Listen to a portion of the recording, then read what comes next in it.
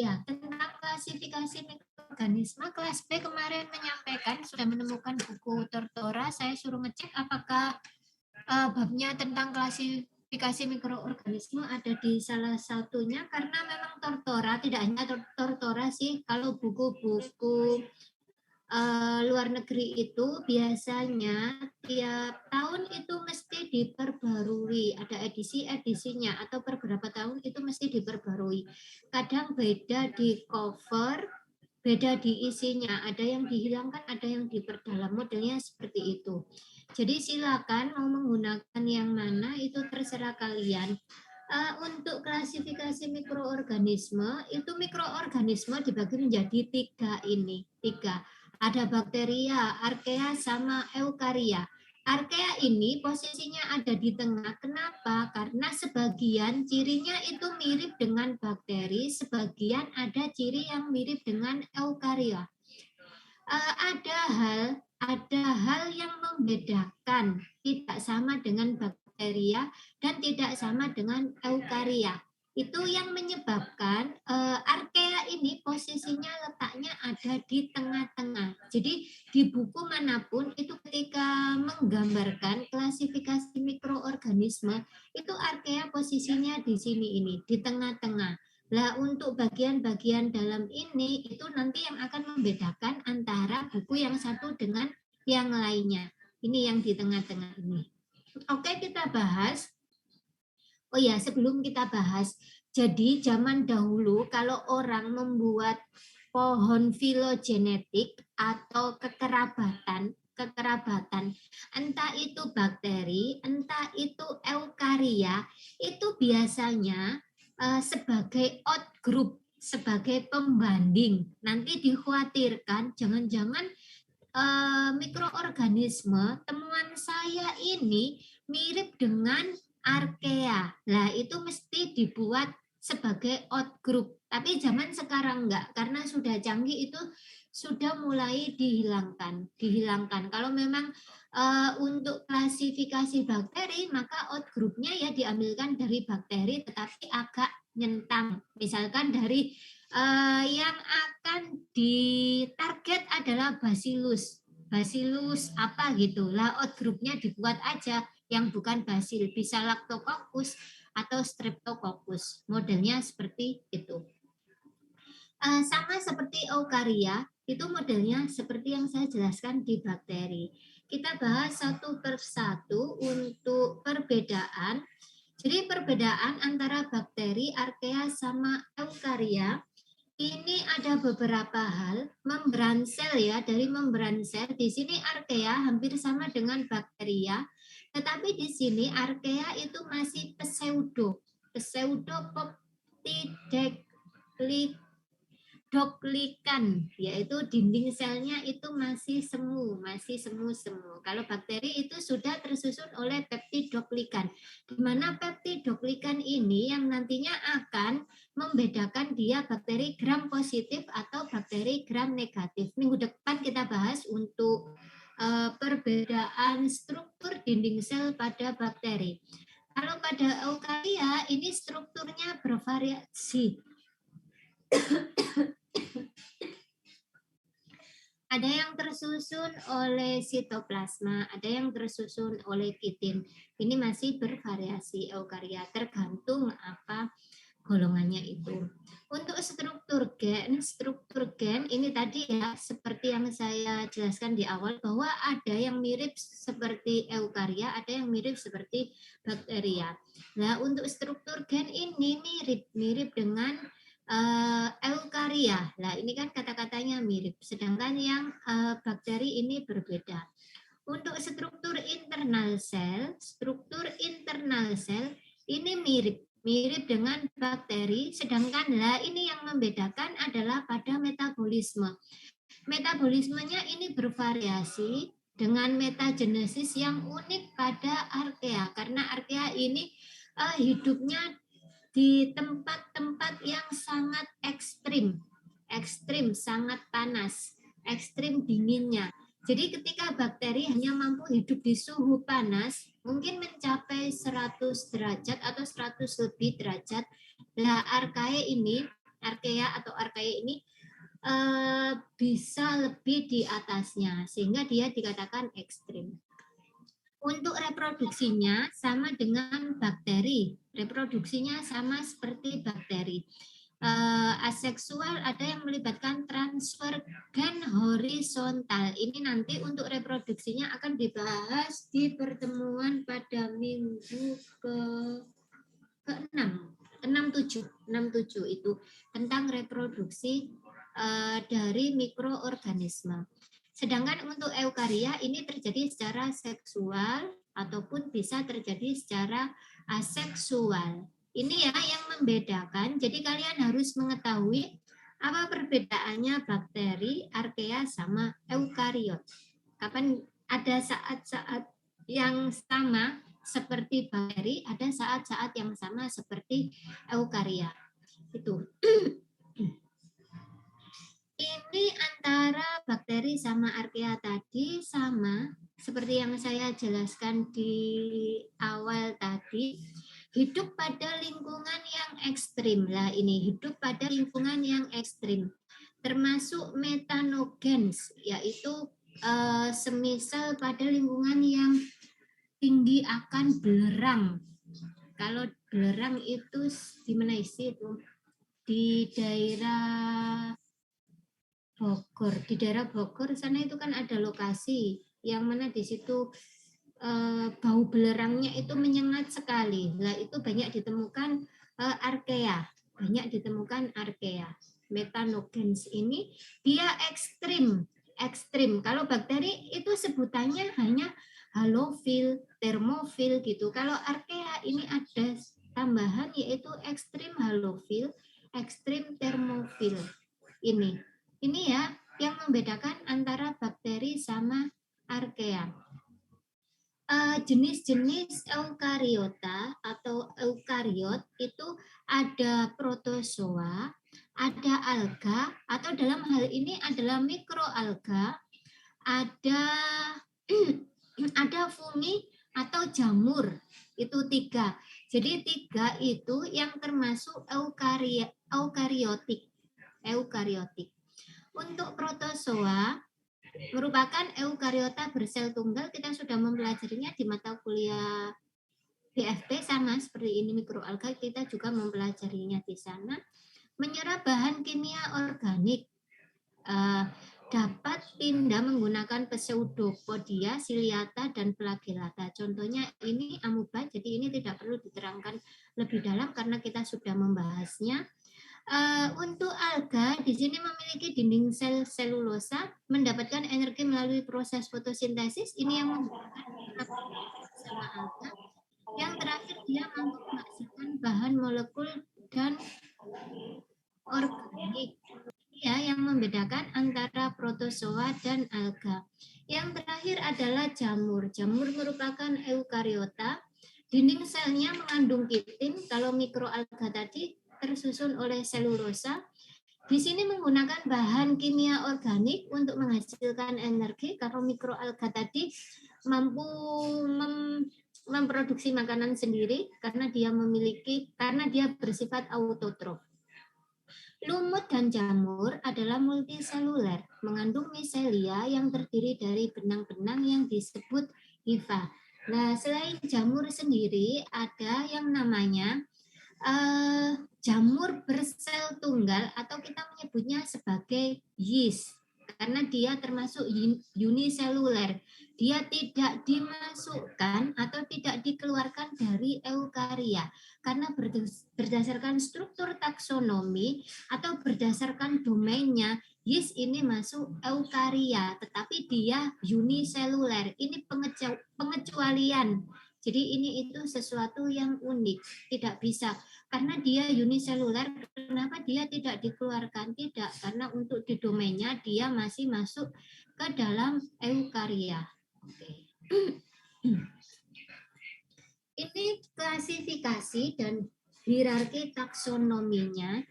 Jadi domain pada hierarki taksonomi itu ada 3, eukaria, bakteria, sama archaea, tetapi ini sering sering dilupakan atau tidak ditulis pada beberapa buku di SMA itu tidak ditulis di apa ya, ya dihilangkan lah, di delete. Yang mulai muncul itu pada kingdomnya, di situ dunianya apa baru masuk. Di sini dicontohkan dari tanaman, seharusnya bukan ya, bukan dari tanaman, seharusnya saya ngambilnya dari jamur ini atau dari yang lainnya, tetapi di sini sudah terlanjur. Di sini kingdomnya plante, bakteria, archaea. Filumnya ini kelas, ordo, family, genus, spesies. Jadi mahasiswa harus hafal mulai dari domain sampai spesies. Bukan ininya, kalau ininya ya enggak harus lah hafal. Kecuali kalian ngambil mata kuliah, ngambil kekhususan, nanti minatnya di botani. Kalau botani itu harus menghafalkan. Mulai dari kingdomnya apa sampai tingkat spesies apa. Kalau di klasifikasi mikroorganisme tidak seperti itu. Tidak seperti itu, harus menghafalkan. Ini genusnya ini, kalau spesies tinggal ditambahkan genus ditambah nama akhiran. Untuk eukarya contohnya Ziamais, kalau bakteria contohnya Salmonella dysentery, kalau archaea contohnya Sulfolobus metallicus. Lah ini salah, M-nya harusnya kecil bukan M besar. Ini untuk hierarki taksonominya seperti ini. Jangan lupa ini diingat susunannya dari atas ke bawah atau dari bawah ke atas. Oke, kita masuk ke dasar klasifikasi. Jadi klasifikasi itu apa sih goalnya? Yang perlu mahasiswa ketahui, goalnya itu adalah kita menentukan nama isolat yang kita miliki, karena bahasanya kita adalah di mikrobiologi, mikroorganisme, berarti yang dibahas adalah makhluk hidup yang berukuran mikroskopis. Nah, cara penamaannya seperti apa? Itu kita pelajari hari ini. Tidak sama seperti kita memberi nama apa ya?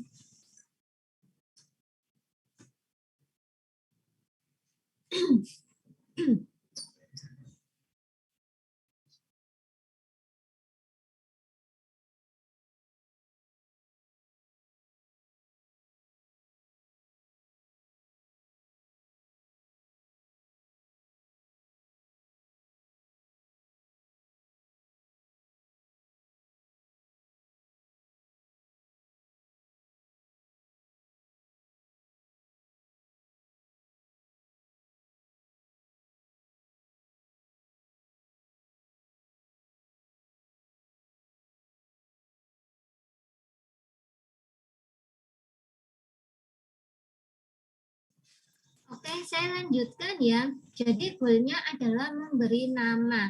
Memberi nama.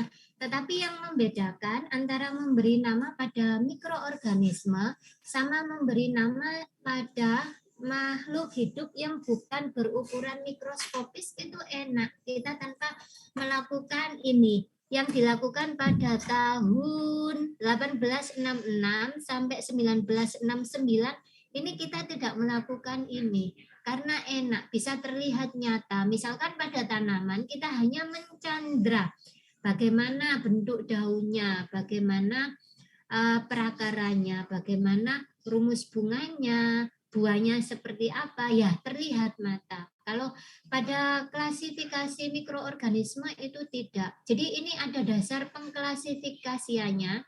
Dasar klasifikasi untuk mikroorganisme ini dimulai pada 400 sebelum Masehi. Bisa dibayangkan berapa ratus tahun yang lalu sampai pada 1800-an ini Aristoteles ini melakukan proses klasifikasi pada mikroorganisme itu berdasarkan penampakan morfologi luar. Apa sih yang dilakukan pada saat itu? Mengamati koloninya seperti apa, yang dimaksud morfologi luar. Bentuk koloninya, warna koloninya, pinggiran koloninya, dan lain sebagainya. Hanya seputar tentang morfologi luar koloni. Baru pada tahun 1866, Haeckel ini melakukan dasar klasifikasi berdasarkan ciri mikroskopis dan proses fisiologi yang terjadi pada mikroorganisme tersebut. Ini sudah mulai berkembang. Pada dasar pengklasifikasian untuk yang nomor 1 sama nomor 2 ini sampai hari ini masih dilakukan. Yang ketiga yaitu pada tahun 1937 Katon ini melakukan dasar pengklasifikasian berdasarkan struktur organisasi internal sel, sehingga di situ dia mampu membedakan siapa yang prokariotik dan siapa yang eukariotik. Itu apa saja yang dimiliki oleh prokariotik, apa yang tidak dimiliki oleh eukariotik, atau sebaliknya, modelnya seperti itu. Pada tahun 1969 Whittaker ini melakukan dasar pengklasifikasian berdasarkan organisasi internal sel sama seperti ini, tapi lebih dalam, melibatkan kayak model penghitungan berapa banyak jumlah organel. Misalkan ribosom yang ada pada mikroorganisme ini, pada bakteri ini ada berapa dibandingkan dengan yang lain. Begitu juga untuk nutrisi, sudah masuk lebih dalam nutrisi apa yang dibutuhkan oleh setiap mikroorganisme, di situ sudah mulai berbeda, sehingga pada tahun ini yang sama ini ditemukan kan media-media, ada media diferensial, media selektif dan lain sebagainya. Lah karena semuanya ini. Kemudian struktur organis seluler, jadi masuk lebih dalam lagi ke organisasi seluler. Lah untuk yang nomor 3 sama nomor 4 ini sudah tidak dilakukan, karena membutuhkan waktu yang lama, analisis yang detail dan kerumitan-kerumitan yang lain, sehingga nomor 3 dan 4 ini ditinggalkan. Yang masih digunakan, sering digunakan nomor 1 lah. Kalau masih menggunakan nomor 1 ini kayak manusia purba, karena kita masih menggunakan ini, sudah lama lah ini masih digunakan.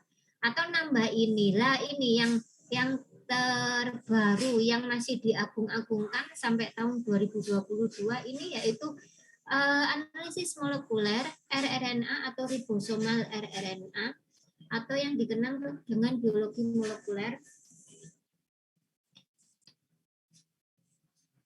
Ini pada tahun 1978 ini, kalau pada archaea sama bakteri itu menggunakan 16 rRNA. Sampai hari ini masih digunakan. Kalau pada eukaria ini menggunakan 18 rRNA. Nah, ini mengalami perubahan yang ini. Mengalami perubahan. Sampai tahun sekarang ini berubah. Ini macam-macam. Ini tergantung eukarianya apa, ini akan berubah di gennya ini. Gitu. Atau pada tanaman sama hewan, ya ini sudah pasti berubah. Apalagi, tapi kita tidak membahas itu karena itu nanti akan dibahas di babnya mata kuliah tersebut tersendiri. Ini dasar pengklasifikasian. Jadi sel harusnya yang digunakan yang mana? Ya, yang digunakan kalau hanya untuk seleksi awal, kalau kalian memiliki target suatu mikroorganisme itu, target misalkan saya harus menemukan mikroorganisme namanya adalah atau dari genus Lactobacillus. Nah, targetnya kan berarti harus berbentuk basil. Apa yang dilakukan? Kan nggak mungkin langsung ke sini ya. Kalau ke sini nanti kita rugi habis. Karena semuanya dianggap basil, terus kita melakukan analisis ke sini. Tidak. Jadi kita harus melakukan di sinilah. Nggak usah di sini. Membuang waktu karena morfologi koloni itu tidak ada kaitannya sama ini.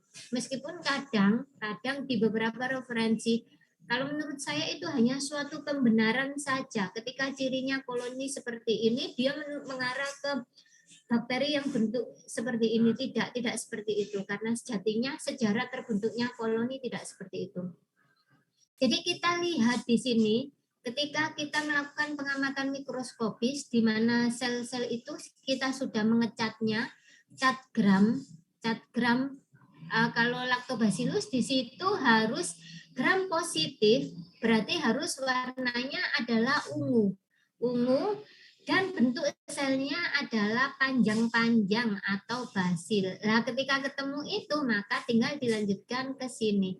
Itu lebih mudah untuk mendapatkan spesies target. Itu kalau ada target. Kalau nggak ada target, ya sudah masuk saja langsung ke sini.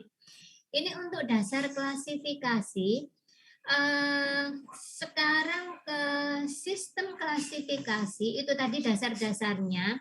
Karena dasarnya ada 5 itu tadi, dasar itu akan dibagi lagi atau dipecah-pecah lagi menjadi sistem klasifikasi ini. Ada yang dikatakan sebagai fenetik, di mana ini hanya berdasarkan kemiripan sifat. Atau fenetik itu fenotip yang tampak, yang terlihat. Kayak bentuk selnya, cat gramnya seperti apa, ya yang terlihat mata. Yang terlihat mata. Kayak kalian itu fenotip kalian seperti apa? Rambutnya hitam, lurus, hidungnya mancung, lah itulah yang dikatakan sebagai fenetik. Kalau yang non makroskopis, kalau yang mikroskopis yaitu tadi, yang nomor 2, nomor 1, nomor 3, nomor 4 itu fenetik. Lah untuk yang genetik itu apa? Kemiripan gen. Kemiripan gen ya.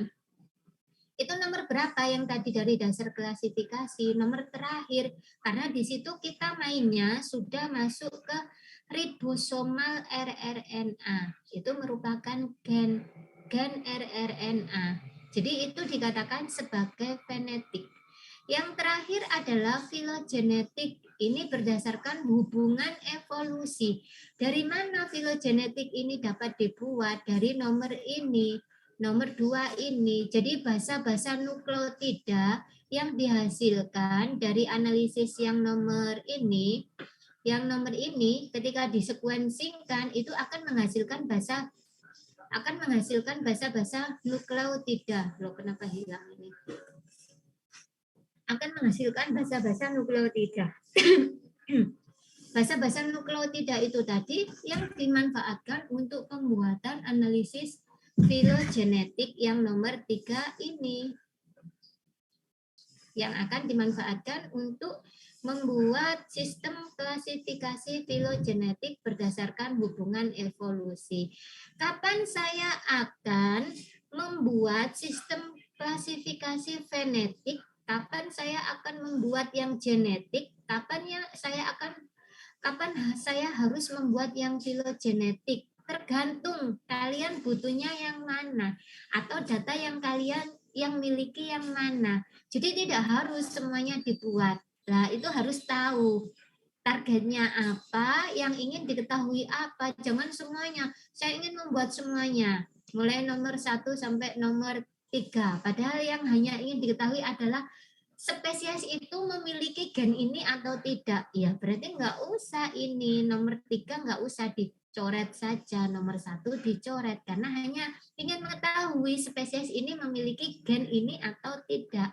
Kecuali kalau ingin mengetahui kekerabatan isolat yang saya peroleh hasil isolasi ini dengan yang terdahulu seperti apa. Kalian boleh mulai dari genetik, bisa dilanjutkan dengan genetik, dan terakhir bisa menggunakan filogenetik. Jadi ini tergantung kebutuhan kalian. Ini untuk sistem klasifikasi. Itu tadi. Jadi ketika kalian sudah tahu dasarnya, sistemnya bagaimana, kalian harus tahu model pendekatannya atau metode klasifikasinya.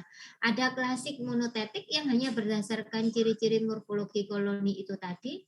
Numerik fenetik kolotetik berdasarkan kesamaan morfologinya yang mikroskopis itu tadi. Kimiawi berdasarkan kemotaksonomi kayak gula reduksi, kemampuan menghidrolisis atau katalase positif, katalase negatif, oksidase positif, oksidase negatif ini merupakan kemotaksonomi. Kalau taksonomi molekuler yang mana? Yang biologi molekuler itu tadi. Lah polifasiknya yang mana? Yang melibatkan semua komponen ini dikatakan sebagai klasifikasi polifasik. Kapan saya harus menggunakan yang ini sama seperti tadi. Kalau kalian hanya mampunya mengamati koloni saja, ya berarti yang ini monotetik. Tapi nanti mesti dipermasalahkan oleh pembimbingnya. Kamu tahun 2000, kalian angkatan 2020 ya, lulus 2024. Masa tahun 2024 itu masih klasik monotetik. Ini sama seperti zamannya Aristoteles pada tahun 400 sebelum Masehi. Nah, seperti kalian hidup di zaman dahulu. Kalau kalian hidup di zaman Majapahit mungkin itu penelitian yang keren, tapi kalau hidup di tahun sekarang 2022 lah itu sudah tertinggal oleh zaman. Itu ya harus disesuaikan dengan kondisi waktu yang ada penelitian itu. Ini jadi setelah itu kalian harus tahu istilah-istilah. Ada istilah sistematika, taksonomi, sama takson, sama bidang kajian dalam taksonomi. Jadi ini ada yang menyebutnya bidang kajian sistematika atau taksonomi, padahal sistematika sama taksonomi ini berbeda. Kalau sistematika itu keanekaragaman makhluk hidup serta hubungan. Jadi keanekaragaman beberapa makhluk hidup itu hubungannya seperti apa, itu sistematika. Atau kalau sistematika tumbuhan ya berarti keanekaragaman tumbuhan serta hubungannya. Kalau mikroorganisme di bakteri gitu ya bakteri, sistematika bakteri gitu. Kalau taksonomi di situ ilmu yang mempelajari teori klasifikasi yang mencakup dasar, prinsip serta aturan pengklasifikasiannya. Jadi taksonomi ini hanya aturan-aturan terkait untuk proses klasifikasi, apa saja aturannya untuk klasifikasi itu. Kalau takson itu kelompok makhluk hidup atau makhluk hidup yang kita target. Kita memiliki isolat ini, hasil isolasi dari media ini atau dari sampel ini, kita bisa menyebutnya isolat ini mirip dengan takson A, takson B, takson C. Nah, itu yang dikatakan sebagai takson. Sekarang bidang dalam taksonomi, 3 aspek utama dalam taksonomi ini klasifikasi, pengelompokan. Jadi harus dikelompokkan dulu dia menyerupai dengan taksa yang mana atau dengan takson yang mana. Taksa sama takson sama ya. Baru itu kalau sudah dikelompokkan, oh ternyata dia kayaknya hampir mirip ke sana, hampir mirip ke yang sebelah kanan atau hampir mirip yang ke sebelah kiri. Itu namanya nomenklatur gambarannya itu. Sudah pengalokasian. Ternyata setelah misalkan tadi lebih condong ke yang kanan atau lebih condong yang ke kiri. Nah, ketika sudah lebih condong ke yang kanan atau ke kiri itu kan lebih mengerucut ya. Nah, di situ ada proses yang namanya identifikasi. Apa saja sih yang membedakan? Yang menyebabkan dia itu lebih condong ke kanan, lebih condong ke kiri, itu yang dikatakan sebagai identifikasi dari isolat yang baru sesuai istilah yang berlaku dalam klasifikasi. Ini kita bahas, semoga sudah paham istilah-istilah itu. Jadi saya lewati, saya sudah mulai sering karena suara saya harus beradu dengan pemotong rumput yang ada di sebelah rumah.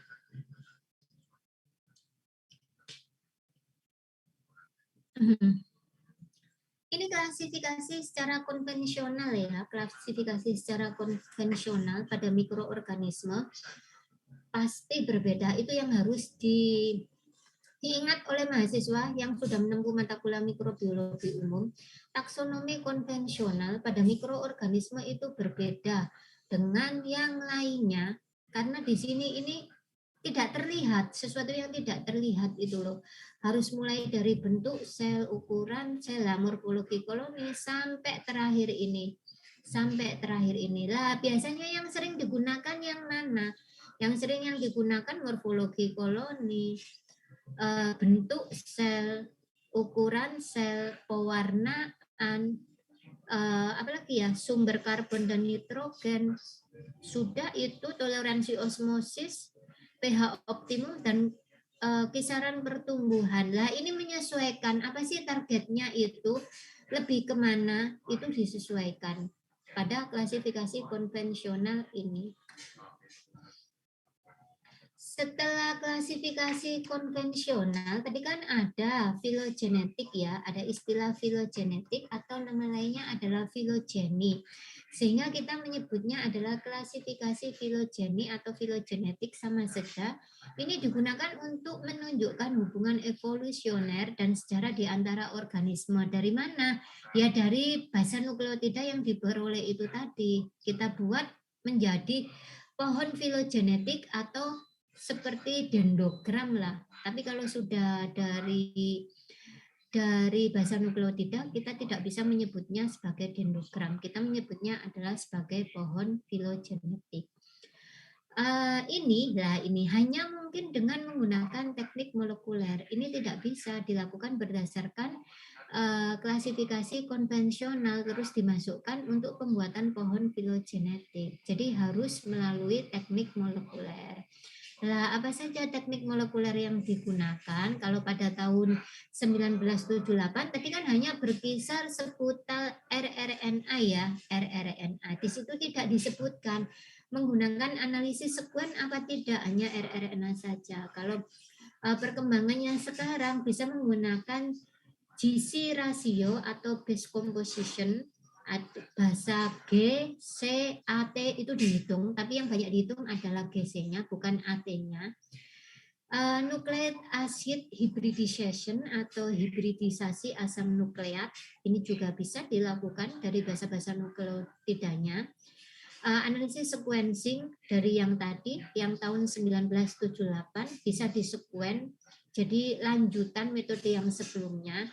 Bisa juga menggunakan profil protein atau sekuen profil protein dan sekuen asam amino. Tapi ini nanti harus ditranskrip atau reverse transkripsi untuk mendapatkan atau untuk membuat ini. Kalau S1 ya cakupannya di nomor ini saja lah, nomor 3 ini. Yang mudah dilakukan untuk anak S1 itu ada di nomor 3 ini. Itu tadi untuk klasifikasi filogeni. Kalau pada mikroorganisme ada varian ya atau intraspesies, misalkan Lactobacillus casei, belakangnya itu kan ada tambahan, misalkan Lactobacillus casei ATCC atau FNCC atau yang lainnya lah. Nah, yang terakhir itu namanya adalah intraspesies. Namanya adalah intraspesies. Dapatkan klasifikasi intraspesies ini yang bisa dilakukan melalui biotypes, serotypes, patch types, sama collision types. Atau ini tidak perlu digunakan ini, kita cukup menggunakan yang pada tahun 1978 tadi, dasar pengklasifikasian, tetapi kita mendesain mendesain primernya agar primer tersebut mampu mengamplifikasi sampai tingkat intraspesies. Jadi ini kita tidak perlu repot-repot menggunakan ini disilang aja. Tapi sebagian orang-orang kesehatan itu untuk menyatakan misalnya untuk produksi bakteriosin, dia tidak mau menggunakan itu. Langsung didesain berdasarkan ini atau langsung menggunakan ini. Ini untuk klasifikasi intraspesies. Sekarang definisi spesies. Ini definisi spesies secara umum. Bukan pada mikroorganisme, kita lewati, nanti kalian akan mendapatkan di tempat lain. Sekarang ini yang dimaksud definisi spesies di dalam mikrobiologi, merupakan koleksi strain mikroba yang berbagi banyak properti dan berbeda secara nyata dari grup strain yang lainnya. Jadi dia koleksi yang berbeda banyak dari yang lainnya. Itu yang dikatakan spesies. Atau spesies didefinisikan dengan membandingkan dengan tipe strain yang telah diketahui, atau bisa juga diperoleh dengan cara membandingkan dengan strain yang sudah diketahui. Misalkan kita mengisolasi, habis itu kalian sequencing, kalian isolasi DNA-nya, kalian sequencing. Lah di situ kalian membandingkan basa nukleotida yang diperoleh dari hasil sequencing itu kalian bandingkan dengan yang ada di NCBI. Nah, itu ada mata kuliahnya untuk membandingkan tersebut. Pasti kalian bingung, apa sih ini yang diterangkan? Ini loncat ke sana, ini loncat ke sini. Kayaknya saya nggak pernah dengar di mata kuliah ini. Atau saya belum pernah mendengar sebelum-sebelumnya. Nggak masalah, cukup didengar saja. Nanti suatu saat itu harapannya, oh ternyata dulu yang diterangkan dunia itu adanya di sini. Oh ini yang maksudnya, nggak harus hari ini pahamnya. Yang penting tahu gitu. Jangan ditutup ketidaktahuannya itu, enggak wis saya tutup aja daripada saya pusing. Jangan seperti itu. Jadi nanti ada mata kuliahnya untuk membandingkan itu, basa-basa nukleotida yang kalian dapatkan itu akan kalian bandingkan dengan yang ada di GenBank. Nah, ketika kalian bandingkan, di situ akan menggunakan software ya pastinya, akan terarah. Oh ternyata isolat saya itu dekatnya dengan ini sekitar sekian persen. Berarti isolat saya ini sama dengan isolat ini. Itu yang dikatakan sebagai spesies. Tipe strain adalah kultur murni yang telah dikarakterisasi dengan baik sebagai referensi untuk identifikasi yang belum diketahui. Jadi harus kultur murni, jangan pernah tercampur dengan yang lainnya. Karena mikroorganisme kalau sudah tercampur dengan yang lainnya, nanti hasil sequencingnya jelek. Atau hasilnya itu kalau kebaca pakai software itu merah semuanya. Tidak bisa dilakukan proses lanjutan. Ada beberapa koleksi dari tipe strain, contohnya ini yang ATCC, American Culture Collection atau DSMZ. Ini miliknya Amerika, ini miliknya daerah Eropa, Jerman kayak ini. Kalau Indonesia sendiri itu punya yang namanya FNCC, Food Nutrition Culture Collection, FNCC. Nah, itu biasanya dimanfaatkan untuk membandingkan hasil temuan dari makanan-makanan sesuai namanya itu tadi. Asal usul eukariot enggak, ini kemarin ada yang tidak saya salah ini. Sekarang virus kalau berdasarkan domainnya tadi, berdasarkan domain pada mikroorganisme tadi kan ada 3 ya. Ada bakteria, ada archaea, ada eukaria. Lah virus ini masuk yang mana?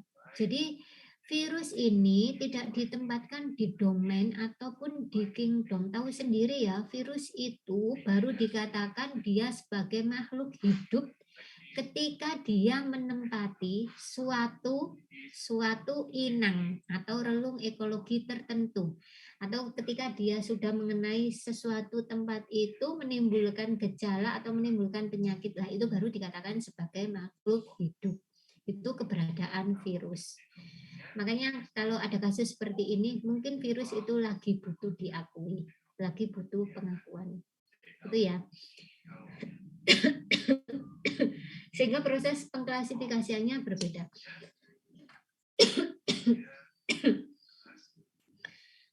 Untuk nomenklatur atau penamaan ilmiah dari suatu organisme, ini ada aturan-aturannya sendiri. Ada aturan-aturannya sendiri. Kalau pada bakteri mengikuti International Journal of Bacteria, kalau pada prokariot International Code of Nomenclature of Prokaryote, kalau pada fungi ya pada fungi sendiri. Jadi ada aturan-aturan sendiri, tidak boleh digabung-gabungkan, tidak boleh suka-suka kalian. Jadi sama kalau pada tanaman itu juga kan ada buku pedomannya, buku besarnya gitu, kitab sucinya tanaman sendiri. Di mikroorganisme pun ada seperti itu. Itu yang sering digunakan. Peraturan untuk penamaan mikroorganisme sebenarnya ini bukan untuk mikroorganisme, ini secara general sama. Apa kata pertama ya harus genus, spesies, harus miring dan lain sebagainya. Ini sama, tidak hanya untuk mikroorganisme. Nama ilmiah kalau pada mikroorganisme ya tidak hanya mikroorganisme sih, kadang ya melibatkan nama temuan, terus lokasi hidup, terus dia menginfeksi siapa, itu mesti dijadikan sebagai acuan lanjutan. Jadi kalian tidak boleh mengklaim itu suatu temuan baru. Saya habis pergi dari mana ya? Dari luar angkasa misalkan. Sekarang kan ada wisata keluar angkasa ya. Saya habis pergi dari luar angkasa, pergi dari bulan. Kemarin saya bawa beberapa capet. Di sana saya menumbuhkan. Ternyata ada beberapa koloni yang tumbuh. Terus kalian bawa ke lab, kalian bawa ke lab. Lah di situ ternyata kalian menemukan isolat baru. Ternyata ketika di blast ternyata sama. Kesamaannya misalkan mirip Ralstonia solanacearum karena di bulan pas lagi panen kentang misalkan. Lah kalian nggak boleh ini mengganti nama kalian depannya, terus ini diganti karena ditemukan di bulan atau yang lainnya. Tetap harus memperhatikan aturan yang awal ini.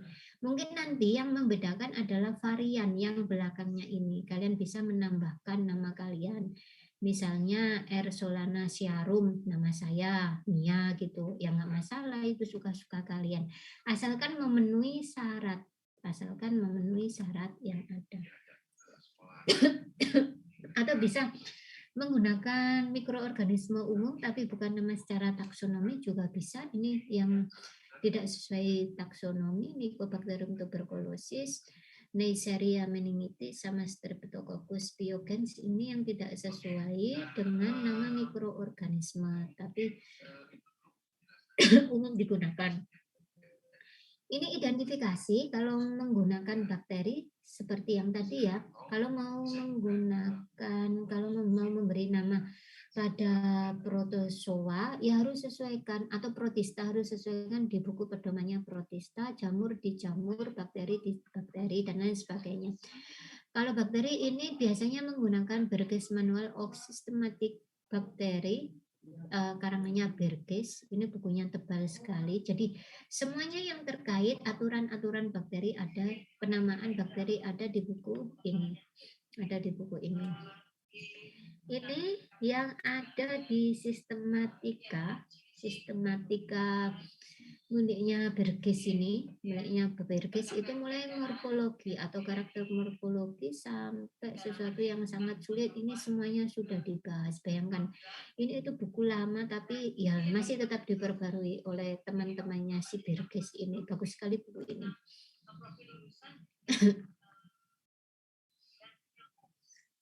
Sekarang identifikasi sama konsep spesies ini pada tahun lampau yang digunakan adalah dia dinyatakan satu spesies itu ketika kesamaannya adalah lebih dari 70%.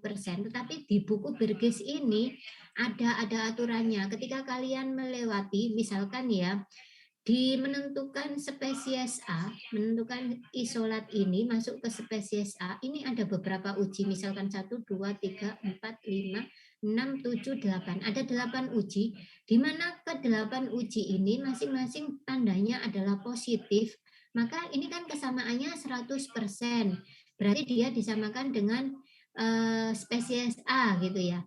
Nah, ternyata di sini kalau 100% ya mesti sama ya. Ternyata di sini misalkan kalian samanya hanya 50%, apakah bisa disamakan dengan spesies A?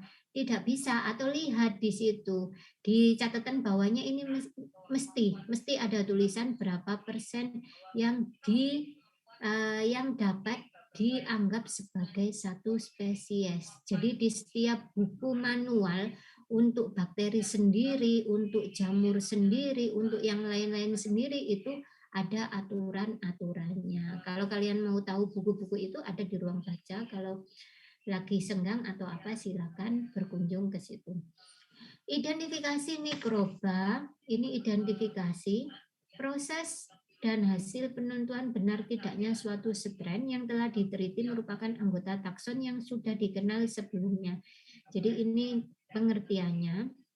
Tujuannya untuk memberi nama strain. Jadi tujuannya identifikasi ya untuk memberi nama strain, meskipun mengklasifikasikan itu kan ada gambarannya dari yang besar ya, dari domain. Lah ujung-ujungnya terakhir ya memberi nama itu. Jadi materi kita pada hari ini itu ya tujuan akhirnya memberi nama itu. Ini kegagalan identifikasi, beberapa kegagalan yang pastinya kalau saya rangkumkan dari kesemuanya ini, itu adalah terkait jam terbang kalian. Kalau jam terbang kalian tinggi, ya kemungkinan gagalnya sangat rendah. Tetapi kalau pertama uji atau pertama baru mencoba, ya kegagalannya pasti banyak sekali. Itu sih hanya terkait jam terbang kalian atau waktu yang kalian gunakan untuk mengasah kemampuan tersebut. Strategi yang digunakan untuk melakukan identifikasi ini tidak ada metode yang berlaku universal. Jadi metode itu hanya berlaku pada mikroba-mikroba tertentu atau spesies tertentu atau golongan-golongan tertentu. Tidak sama ya. Kalau apalagi jamur dengan bakteri, otomatis bakteri sendiri, kalau bakteri yang sifatnya termofil sama halofil atau mesofil itu pun kondisi perlakuannya juga berbeda. Jadi itu harus diperhatikan. Tidak ada metode yang berlaku universal ini.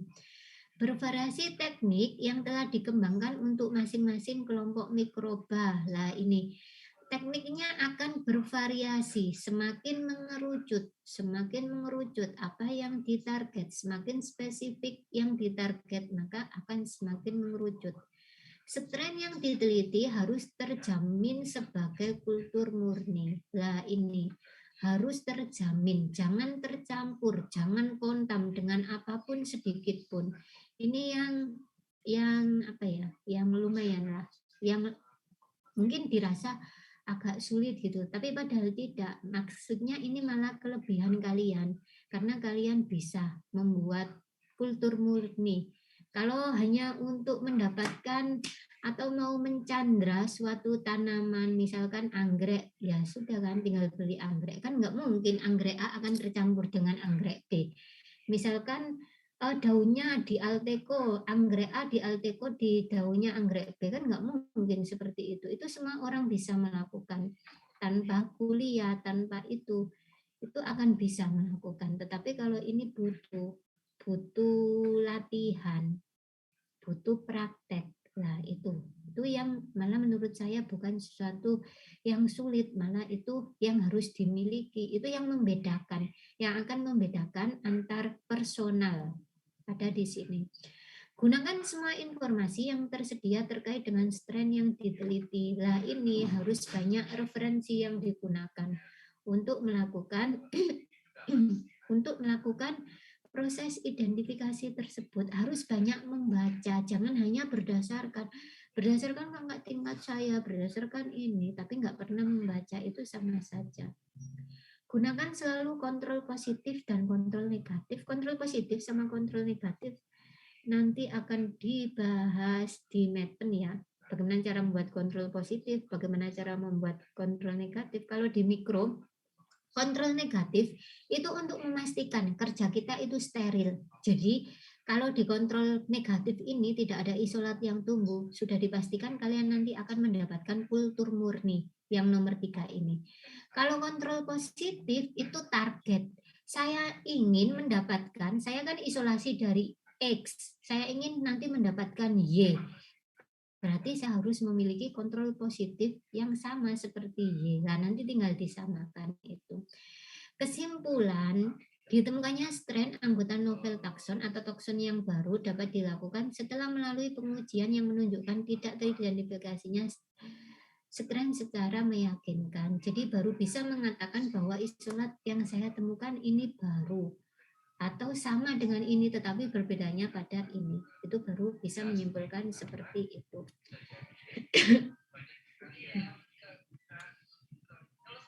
Ini metode identifikasi. Sebentar saya besarkan ya.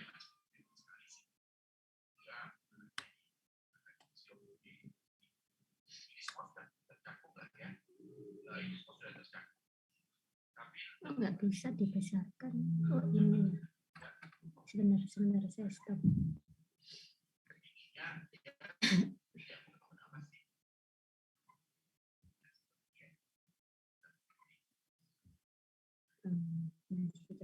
Oh iya, untuk namanya saya itu ya, minta tolong jangan lupa dikasih kelas underscore name, underscore nama ya, biar enak saya, biar nanti enggak cari satu persatu saya. Kita lanjutkan ke, sebentar, tunggu dulu. Itu tadi kecil sekali.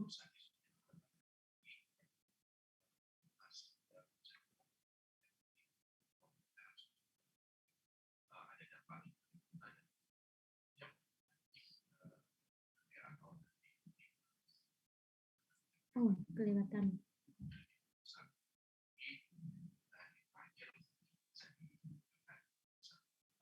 Nah, ini metode identifikasi. Jadi kalau untuk model identifikasi konvensional, kalau digambarkan itu modelnya seperti ini. Digambarkan seperti ini. Kalau di Berges ya enggak ada panah-panahnya seperti ini. Mahasiswa harus membuat model penggambarannya itu seperti inilah. Seperti kayak membuat dikotomi gitu ya. Jadi di sini misalkan ada bakteri ya, di mana bakteri itu diuji dia mampu memfermentasi laktosa apa tidak. Kalian di situ memiliki target bakteri apa gitu, atau kalian sudahlah menentukan target adalah salmonella. Salmonella itu tidak memproduksi laktosa. Berarti kalian ini nggak usah dilanjutkan. Yang mampu memproduksi laktosa sudah kalian destruksi biar tidak mengganggu. Biar tidak mengganggu. Tapi kalau di situ kalian tidak memiliki target, artinya seperti apa tidak memiliki target? Ya apapun mikroorganisme hasil isolasi kalian, hasil yang kalian isolasi itu ingin kalian eksplor semuanya. Nah, kalian harus membuat seperti ini. Ada yang tidak mampu, ada yang mampu. Kalau tidak mampu, maka dilanjutkan. Lah ini ada di petunjuknya Berges. Jadi urutan dari atas ke bawah, bukan model seperti ini, tapi hanya berupa kata-kata gini. Terus sampingnya ada plus, ada minus, plus minus gitu, baru dilanjutkan ke bawahnya.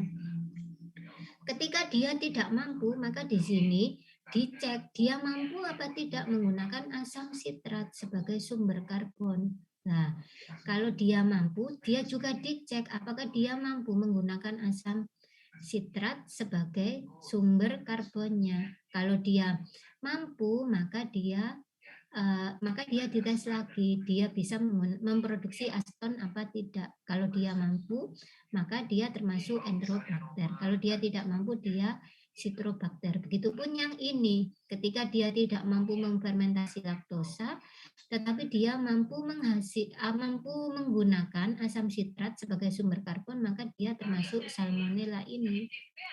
Ya kan?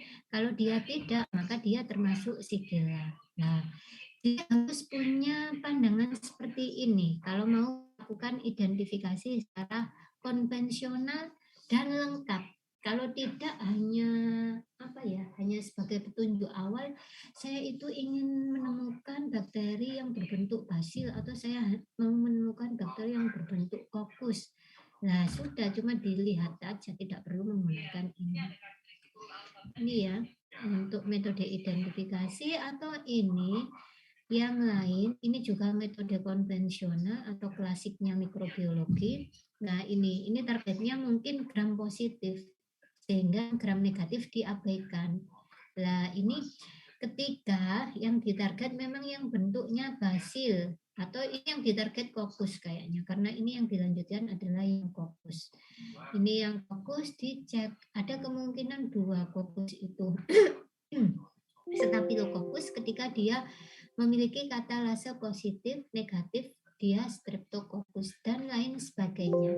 Modelnya seperti ini. Untuk contoh proses identifikasi menggunakan metode klasik mikrobiologi. Ini yang klasik. Seharusnya saya mencantumkan yang itu ya, yang molekuler, tapi saya tidak mencantumkan. Nah, ini yang menggunakan API Kits. Ini yang menggunakan tes biokimia atau API Kit. Kalau ini bisa mengidentifikasi sampai tingkat spesies, tinggal disamakan warna yang dihasilkan. Karena warna yang dihasilkan ini diyakini dia mampu memproduksi gula-gula tertentu. Ini ada beberapa, banyak sekali. Nanti tinggal dicocokkan dengan acuannya. Jadi kalau beli kit ini itu nanti ada beberapa macam warna. Ketika warnanya misalkan ini merah, hijau, apa ini spesiesnya apa gitu. Kalau ini putih, bla bla bla, ini spesies apa. Jadi semua jenis bakteri itu bisa menggunakan API-kit ini. Namanya API-kit. Tapi kelemahannya apa? Dia satu paket hanya bisa digunakan untuk mengidentifikasi sekitar 10 sampai 15 spesies. Jadi terbatas dan harganya lumayan. Tapi enak ini sebenarnya. Tapi masih konvensional atau fenetik karena belum ke genetiknya. Itu ya belum masuk ke ribosomal DNA-nya atau daerah nukleotidanya. Ini tes biokimia yang lain. Jadi ini yang meracik sendiri, melihat sitratnya, oksidasenya, katalasenya, bagaimana. Nah, ini harus disesuaikan dengan target. Dengan bukunya Berges itu tadi, kalau dia katalasenya negatif harus bercabang kemana, itu di situ diarahkan untuk proses identifikasi pada bakteri. Nah, ini bisa menggunakan yang lain yaitu rapid test. Rapid test itu kayak semacam apa ya? Kayak semacam ya rapid gitu, tapi apa ya istilahnya? Kayak cairan gitu ya. Dioleskan ke media. Jadi kalau satu cawan ini itu dibagi menjadi beberapa, 3 boleh, 4 boleh, 5 boleh, asalkan jangan tercampur. Ini yang tidak dikasih isolat apa-apa, ini yang dikasih Staphylococcus aureus. Nah, kalau Staphylococcus aureus nanti medianya akan berubah menjadi ini, warna kuning. Kalau epidermidis akan berubah menjadi ini. Nah, ini rapid test bisa. Jadi banyak cara yang digunakan untuk melakukan identifikasi tanpa harus menggunakan barang klenik-klenik yang kecil-kecil, beli gula satu persatu atau yang lainnya. Lah kalian sebagai mahasiswa kekinian, kalian harus punya target. Kayaknya nanti saya lulus S1 harus bisa deh buat kayak semacam kit atau rapid lah yang nantinya bisa digunakan untuk untuk adik-adik tingkat biar bisa langsung mendeteksi ini dengan cepat gitu. Itu harus ada target ke sana. Ini menumbuhkan pemikiran-pemikiran yang ke sana. Atau ini bisa menggunakan serologi. Jadi ini mempelajari tentang serum sama respon imun. Ini yang mengkaji ini bukan orang mikrobiologi murni, jadi orang mikrobiologi yang sudah mengaitkan dengan ilmu-ilmu kesehatan. Kayak saya, kalau makanan kan cakupannya nanti ke manusia, ya saya mau tidak mau, saya harus menggunakan ini, ELISA, Western blot, Shorten blot. Kalau slide agglutination ini saya belum pernah menggunakan. DNA chip saya juga belum pernah menggunakan. Yang 3 ini saya sudah pernah menggunakan untuk serologi ini. Jadi ini yang bisa dilakukan untuk proses identifikasi. Ini patch typing, ini menentukan kepekaan. Jarang digunakan karena ini untuk interaksi antara virus sama bakteri ini, bakteriofag ini jarang dilakukan untuk identifikasi. Atau ini DNA fingerprinting. Nah, inilah yang mau masuk ke genetik. Jadi kalau yang DNA fingerprinting ini hanya berdasarkan menyamakan pita yang terbentuk. Jadi band-band yang terbentuk ini antar sumuran yang satu dengan sumuran yang lainnya. Kalau ini marker ya, kalau panjang-panjang ini marker. Misalkan ya, ini kan nggak sama. Misalkan ini sama dengan ini, maka ini dianggap sebagai satu spesies. Tapi ini harus ada kontrolnya. Makanya itu tadi, kalau bekerja di mikrobiologi itu harus ada kontrol negatif. Kontrol negatif ini Jadi ini tidak ada yang tumbuh, tidak ada yang tumbuh, tidak ada pita yang terbentuk. Itu artinya kerja kalian itu bersih. Di sini tidak ada pita yang terbentuk. Kontrol negatifnya bagus. Misalkan ini kontrol positifnya, misalkan ya. Nah, isolat yang ada di sumuran-sumuran ini ternyata sama, misalkan sama dengan yang ada di sini. Otomatis ini semua nanti akan dianggap sama satu spesies dengan ini. Itu prinsipnya DNA fingerprinting. Ini yang genetik, belum yang genetik. Yang genetik yang bagaimana? Yang di sequencing sampai keluar ATGC-nya itu, basa-basa nukleotidanya. Nah, ATGC itu nanti yang akan disamakan dengan yang ada di gene bank. Itu yang namanya pendekatan genetik. Genetik itu tadi bisa dibawa lari ke filogenetik. Itu. Oke, itu dari saya. Bagaimana? Bingung? Oh. Ada perwakilan antar pihak yang bisa untuk mengakses ketercapaian dua mata pihak. Izin bertanya, Bu. Ya. Dua atau tiga mata pihak untuk mengakses. Begini, Bu. Saya izin bertanya mengenai perihal penamaan spesies tadi ya, Bu. Nah, semisalnya gini nih, Bu. Semisalnya ada suatu organisme atau suatu bakteria gitu ya, Bu ya, memiliki dua nama spesies yang berbeda, namun di waktu yang bersamaan gitu, Bu. Apakah itu ada kemungkinan terjadi seperti itu, gitu, Bu? Kemudian kalaupun terjadi seperti itu, kira-kira penyebabnya apa dan bagaimana ya, Bu ya, memberikan nama spesiesnya? Terima kasih, Bu. Oke. Saya menangkap. Jadi ada kasus ya, misalkan ada satu bakteri, ternyata di situ memiliki nama yang berbeda, diperkirakan dua seperti itu ya. Betul nggak? Iya, Bu. Begitu, Bu. Iya. Ya, kalau pada kasus seperti itu tidak pernah terjadi. Kemungkinan kalaupun itu terjadi ya, karena mungkin metode yang digunakan itu hanya berdasarkan metode-metode konvensional. Metode konvensional, di mana metode konvensional itu biasanya lebih terkait dengan perasaan kita. Kayaknya ini lebih dekat ke sini, kayaknya ini lebih dekat ke sini. Tapi itu tidak akan pernah terjadi. Ada di tengah-tengah itu tidak akan pernah. Penamaan suatu mikroorganisme itu kita ada di antara ini dan ini, tidak pernah seperti itu, karena ada software yang digunakan, akan digunakan sampai kita menemukan dia lebih dekat dengan siapa, berapa persen mengarah ke ini, berapa persen mengarah ke sini. Itu ya.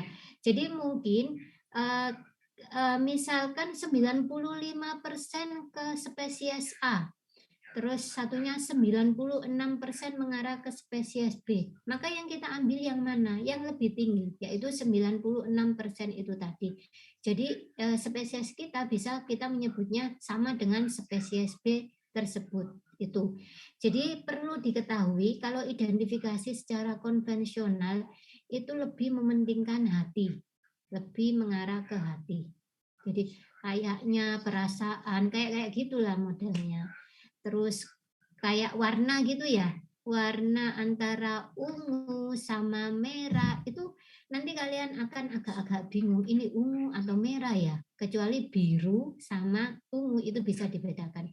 Kalau ungu sama merah itu agak-agak sulit, tapi nanti kalian akan mempelajarinya di praktikum, tenang saja, nggak perlu khawatir untuk itu. Jadi seperti itu Mas Hairul Ihsan, tidak akan pernah kalian ada di antara dua hal itu, dua hal yang kalian bimbangkan dalam identifikasi itu tidak akan pernah terjadi seperti itu. Ya, beda ketika kalian suka seseorang, mungkin ada di antara dua hati. Itu berbeda. Itu ya. Baik, Bu. Terima kasih atas jawabannya, Bu. Oke, ada lagi yang ingin ditanyakan? Tidak ada? Kalau tidak ada yang ditanyakan, satu orang untuk membacakan kesimpulan, jangan sampai tidak ada yang membacakan. 10 menit. Saya Bu. Siapa? Oke, Mbak. Kira-kira mana? Iya, silakan, Mbak. Bismillahirrahmanirrahim. Untuk materi kali ini tentang klasifikasi mikroorganisme, yang mana klasifikasi mikroorganisme itu dibagi menjadi 3, yaitu Archaea, terus bakteri, dan eukari. Yang mana Archaea itu ada di bagian tengah karena sebagian ciri-cirinya mirip dengan bakteri dan mirip eukariota.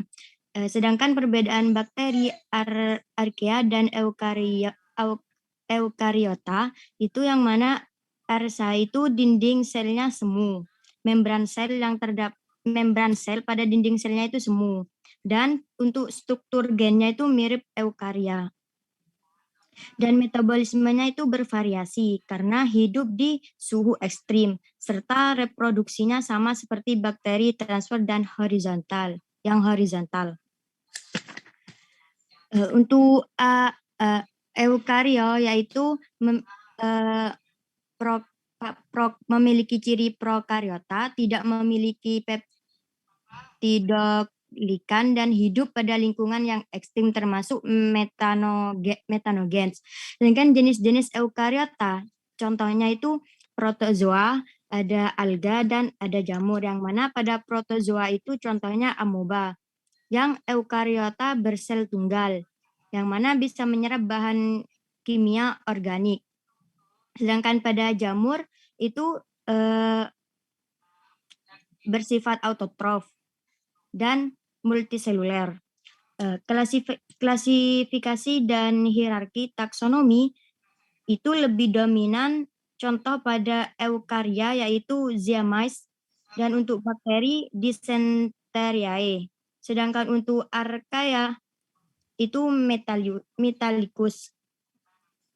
Untuk dasar klasifikasinya, contoh pada tanaman yang cuma hanya mencandra, yang mana ada 5, yaitu Aristoteles, yang mana itu mulai pada tahun sebelum Masehi dari 400 sampai 1800-an, yang mana kenampakannya itu morfologi luar, contoh bentuk, warna, dan contoh pada bentuk dan warna satu itu.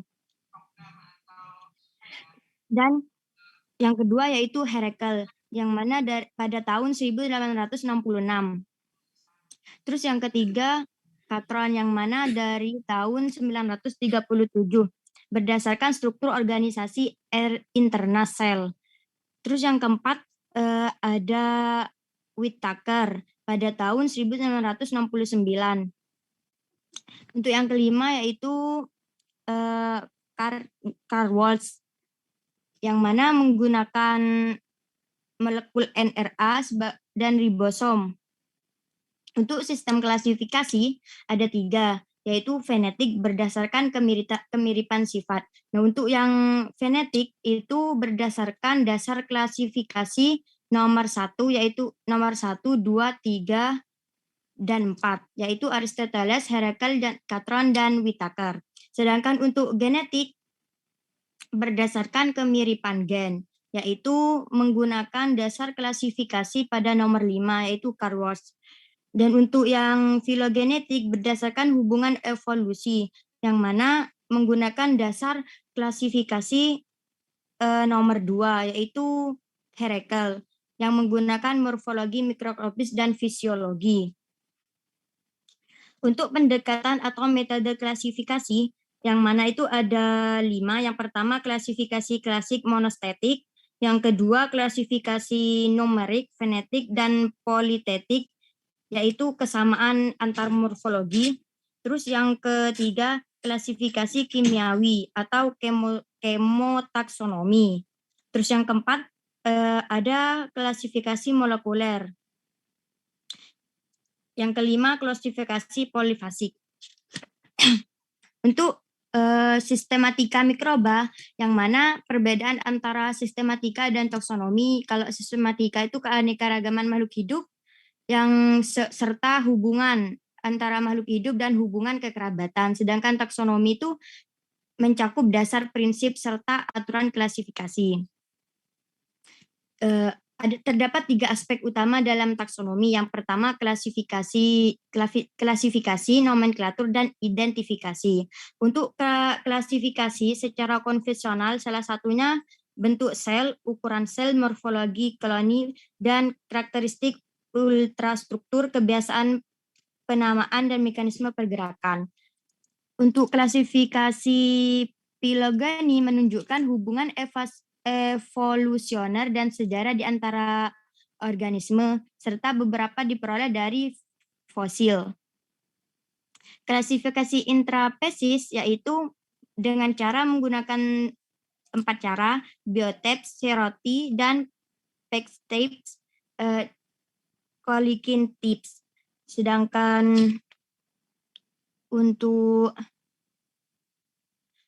klasifikasi virus, virus itu di tempat pilihannya antara di tempat di domain atau kingdom.